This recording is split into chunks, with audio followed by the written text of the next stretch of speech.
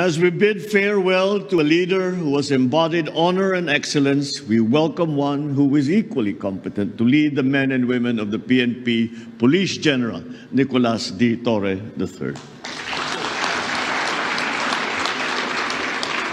Your leadership will help define what kind of police force we continue to build.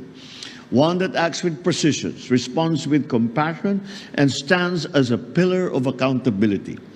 Hamon ko sa iyo, panatilihin mong malinis at marangal ang hanay ng ating mga kapulisan.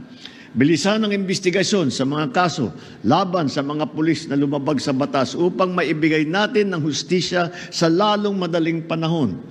Paigtingin din ninyo ang presensya ng kapulisan sa mga lansangan.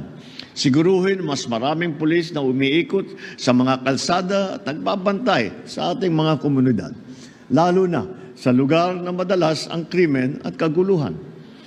Kapag kailangan ng taong bayan, dapat may pulis na agad nagre-responding.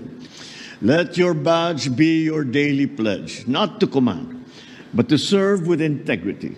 Let every decision uphold the law, and let every gesture reflect the quiet dignity of true public service.